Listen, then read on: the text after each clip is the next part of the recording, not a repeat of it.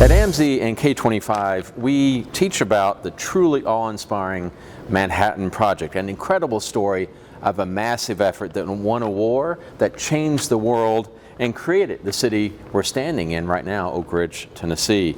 Our exhibit at AMSE begins with the section dedicated to the Manhattan Project and the vital role that Oak Ridge played. At the K25 History Center, we focus even more on the Manhattan Project, the creation of Oak Ridge, and especially the vital work done at the K25 plant, where uranium was processed to help prepare the way to an atomic bomb. We're joined today by Ray Smith, historian of the city of Oak Ridge, a veteran of some 47 years at Y-12 National Security Complex, and a very wonderful member of the AMSE Foundation Board. So, Ray, thank you so much for joining us. Absolutely, glad to be here. Let me start with the basics. Okay. Why did they choose Tennessee and this specific location for this part of Manhattan? That's an interesting story that I use every time I introduce the story of Oak Ridge. And what I love most about it is I got to interview Senator Howard Baker before he passed away, and he used the same story. Now, you may think that it's because of the lay of the land, the proximity to Norristown, inland from the sea. No, the real truth is when Albert Einstein wrote that letter to President Roosevelt saying Germany's buying up all this uranium ore and he's afraid they're going to make a bomb, he knew it would be expensive to look into that uranium situation. So he put General Groves in charge of the Manhattan Project. Groves had just finished building the Pentagon, so he knew how to put a large construction project together, knew how to get private industry involved, and he knew how to spend money. So President Roosevelt also called in Senator McKellar, and he said, Senator, I need to put a large amount of money against the war effort, and I can't let the press or anyone know how much it is or what it's being used for. Can you help me with that? Senator McKellar said, yes, Mr. President, I can do that for you. Just where in Tennessee are you going to put that thing? Now, very shrewd senator, very yes. Shrewd. Just a second back to the Senator Baker. When he finished telling that story in a very flamboyant way, I said, thank you, Senator, for putting on video the story that I tell everyone who comes to Oak Ridge. He said, where did you get that story? I said, I got it from Dick Smizer, longtime editor of the local newspaper there, the Oak Ridger. He said, that's where I got it. The same sources. That's great. Absolutely. Well, Senator Baker was an amazing man and certainly loved the history of this area. He loved Oak Ridge, a big supporter of Oak Ridge National Lab and everything happening up here. At one time, very quickly, at one time when we opened Beta 3 for the public back in 2005, I believe it was, we had arranged for Senator Baker to come the day that we opened it. 2,000 people came through. I had arranged for a golf cart to be sitting at the top of the elevator for him to ride into where the K-trons were. I had arranged for him to bring his camera. The captain of the guard was going to take his camera and hand carry it in and let him make pictures in the K-tron. The day of the event, Fred called me and said, Ray, he can't get out of bed. His back is so bad. So he didn't get to come, but we had it lined up for him to go into Y-12. Well, he, over his lifetime, I'm sorry to turn this into Howard Baker. But over his lifetime, he took over 1 million photos. It's just amazing, amazing photo archive he left behind. Being a photo crazy person myself, I really wanted to get him in there. So anyway, we digress a bit, but again, a great man, Howard Baker. So they chose this site. It's for our viewers today, our people taking part in the program. What did they do here? What specifically was the task accomplished in Oak Ridge? Well, General Groves wanted to create a plant, a place. He needed something tangible. That's why he made a fast trip down here and quickly purchased the land. But the reason was to separate the uranium-235 from the natural uranium to get, they knew that they needed that 235. In 1,000 pounds of uranium ore, there's only 7 pounds of 235. It's very difficult to get that separated. So that's why they built the Y-12 plant. They also built the X-10 graphite reactor to prove you could produce plutonium. The other product that could be used to make an atomic bomb. So they proved that principle here and then went out to Hanford, Washington and built 3 reactors on the Columbia River up there, and that's where they got the plutonium. But all the uranium that went in Little Boy came from Oak Ridge, and that was the driver. They thought they were in a race with Germany, and they needed that uranium. Even Great Britain realized the importance of it and said, look, we don't have the resources to do it. You're going to do that. We'll send our scientists over. Now, by August of 1945, they had 22,482 people working at Y-12 on 1,152 calutrons, That's batch amazing. processes. Very labor-intensive process to get that special little bit of uranium-235. And different ways of producing that in the different plants, right? Yeah, So and that's what amazed me, is they're building these buildings as they're still seeing if that will work. Started Y-12 and on July the 1st, started the X-10. On the 2nd of 1943, they started X-10. Then in June or July of that same year, they started the K-25 gaseous diffusion process. Now, that turned out to be the one that eventually, by December of 1946, was the process of choice, because you could operate it for 1/10 of what it cost to run Y-12. But during the Manhattan Project, the Y-12 process was the ones they were relying on. By March of 1945, they began to get some feed material from the K-25 site into the beta calutrons at Y-12. And S-50, one that's not very often realized, that thermal diffusion plant was built by the steam plant, largest one in the world at the time, built at K-25. Now, they didn't have the barrier material ready, so they couldn't run the gaseous diffusion, but they had that steam. I see. And Oppenheimer told General Groves, said, look, we need to get a little more feed material to speed up the process. And the Navy is experimenting with thermal diffusion. Yes. So they wanted to build that. Now, quickly, General Groves, being the driver that he is, went to the contractor and said, I need a thermal diffusion plant built. I need it built with this steam plant, and I need it in 90 days. Oh my gosh. The contractor said, that's impossible. It can't be done.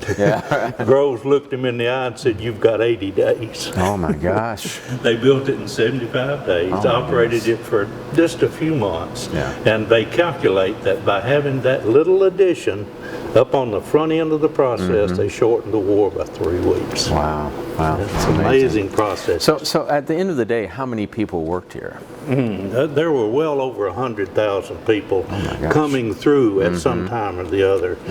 In August of 1945, there were 75,000 people living in the city of Oak Ridge, and there were about 80,000 working here. Now, they had a bus system, 850 buses. 9th largest bus system in the nation, going to all the surrounding cities and bringing workers in every day. Lester Fox and his brother saw that opportunity and bought 100 buses and made that bus system. That is great. Real quick Lester story. He said those buses broke down every day. And one day he had one behind a wrecker over in Clinton, a little city just east of here. And he saw another one of his buses broke down. So he pulled off right in front and put 2 of those buses behind that wrecker, tied them together with a log chain, put him a bus driver in there, and pulled out on the road. The policeman stopped him and said, Lester, you can't do that. Leave one of those buses and come back and get it. And he said, besides, I want you to meet me in the courthouse at 8:30 on Monday morning. Lester worried all weekend about what was going to happen to him. But he went, and when he got there, the policeman was already there. He said, Lester, come with me. He took him down the hallway to the clerk's office, and he said, give this boy a driver's license. He was 14 years old when he got his driver's license. Oh my gosh. It's good to have friends. Oh, right? yeah. There you go. So you mentioned earlier the X-10 graphite reactor and its role in producing plutonium, the connection to Hanford. How did all the sites in the Manhattan Project work together? How was that coordinated? General Groves had a philosophy that he would only allow the information required for a certain process to be known in that process. So actually Colonel Nichols here in Oak Ridge managed all of the Oak Ridge, or all of the Manhattan Project except the Los Alamos National Laboratory. Now Oppenheimer refused to go along with what Groves said. He wanted just the people to know, and he said, look, scientists can't do that. They've got to work together. So what I'm telling you now is the exception is Los Alamos. They didn't operate this way. But at Y12, on their badges, they had A, B, C, or D. An A could only talk to another A, let's say, or maybe it's a D to a D, and then, but an A could talk to A, B, C, or D. So it was depending on your job. Of the, 22,000 people plus that was working out there, maybe 100 of them would have known they were working with uranium. The chemist would have known that, but the rest of them wouldn't have had a clue. One of the Kayatron girls, Gladys Owens, came back in 2004, and when she came back, she came into the American Museum of Science and Energy, saw that picture of the Kayatron girls, and said, that's me. Well, the director at the time called me and said, Ray, I found you a Kayatron girl. Now that's where Kayatron girl came from. That's the name. They were called cubicle operators back in the day, but that's when we picked it up, 2004. I see. And so I brought her out to Y12, set her up on stove, made her picture, and she said, Ray, I never did know what I was doing when I was working out here. Can you show me? I said, yeah, Gladys, I can show you. I opened up one of the cabinets and I said, Gladys, when you were adjusting those knobs, that's what they did all day, every day, keeping that meter on a certain point, letting it drift and then bringing it back. I said, when you were changing that, adjusting those knobs, you were changing the value of a rheostat down here. She reached over and tapped me on the arm. She said, Ray, I still don't know what I was doing, but I know if I had any bobby pins in my hair, they'd just go and go stick to the wall somewhere. Largest magnets in the world at the time were out there. By the way, there was a shortage of copper, so they used silver to wind those magnets that were out at Y12. And they returned all that silver. Well, they did return almost all of it. Some of it stayed, 67 tons of it stayed at Y12 until 1970 because they were separating all of the elements in the periodic table in building 9731, and they told the Treasury Department it's too important to process it, we can't shut it down. Now what they were doing is they were separating those isotopes, sending some of them over to the graphite reactor, and they were being made radioactive to produce radionuclides, which was the nuclear medicine. Alvin Weinberg, who was the director of the Oak Ridge National Lab for many years, was asked, what's the most important contribution Oak Ridge has made to the world? Without any hesitation, he said medical isotope helps millions of people every year. Same equipment, same science. It separated the uranium-235 for Little Boy, also separated those stable isotopes that were sent over to the graphite reactor to produce nuclear medicine. And Ray, you're anticipating my next question. What happened here after the Manhattan Project? It's a big part of the story we tell at AMSE. Absolutely. It's an important part of the history of Oak Ridge. It didn't just end with a bomb. I mean, the first thing that happened in 1946 was they held the first training program on nuclear reactors. Well, then Captain Rickover, later Admiral, of course, came down and attended that course. And he realized if you use highly enriched uranium, that U-235, you can build a reactor small enough to go in a submarine. That started the nuclear Navy. Same thing, the nuclear medicine we've already mentioned, that was huge. Experiments being done at the laboratory and even created a comparative animal research laboratory over on Scarborough Road there that did even further research into radiation and how it could be used to diagnose and to treat illnesses. Not only that, nuclear energy had its origin here. So many things that we even began to work with NASA over the years, and now have uranium, they now have the plutonium-238 that's the power for all of the outer space exploration that's going on. Amazing the things happening here right now. Ridge. That's awesome. So tell me, why should folks support AMSE? The American Museum of Science and Energy is just the most amazing resource that we have here in Oak Ridge. People for years have considered it to be the most important tourist attraction in Oak Ridge. Now, we have several other museums now that are complementary, but still the American Museum of Science and Energy is the one that is most recognizable. And it's one that we need to continue to support because it does bring visitors to Oak Ridge. Yeah. Well, that does my heart good to hear you say that, Ray. I'm really proud of what we do in education. Yeah. Certainly there's an economic impact being part of the cultural life of this community. Partnering with those other museums here in Knoxville, around the region as well, is an important part of what we do. Tell me about the AMSE Foundation. You're a great member of our foundation. Tell me about the role of that foundation. I'm proud to be a part of that foundation. We've been working for years in support of the American Museum of Science and Energy. We had even had some workshops a few years ago where we brought in people from other museums that were very successful museums and looked at what could we do here in Oak Ridge to improve our outreach and what kind of transition should we be looking at. And we came away from that recognizing that all of those people said, look, we would die for the resource you've got here, for the history you've got here.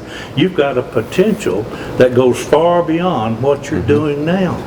So the foundation said, how can we take that and implement those changes, those improvements that were recommended by these well-respected, I mean, the World War II Museum was represented, the Air Force Museum was represented, we had Jim Walters from Albuquerque.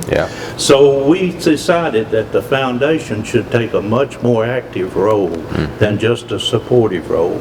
So we're working now to actually begin to manage the museum. That's our goal, and we're working in partnership with the Department of Energy to take the museum and move it from just a DOE-based museum to one that's a community-based and even has national and maybe even international connections. Of course, So the foundation is excited by the opportunity that we think we're presented with. We couldn't ask for a better foundation. Ray, thank you so much for joining us today.